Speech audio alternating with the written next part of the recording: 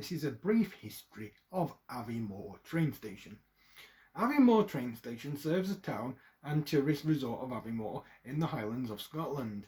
The line was opened by the Inverness and Perth Junction Railway, or INPJR, in 1863, subsequently becoming part of the Highland Railway.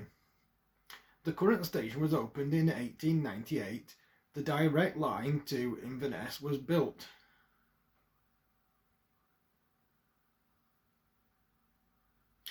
Making Aviemore an important junction and replacing the original 1963 building.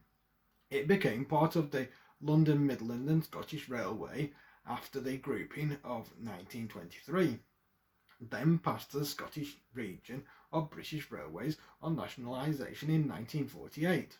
The original Inverness and Perth Junction Railway, or INPJR, line to Ferrers fell victim to the Beeching Act, closing to passengers in October 1965.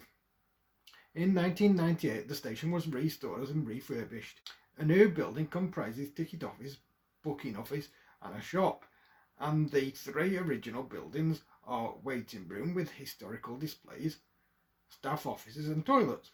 This is the second biggest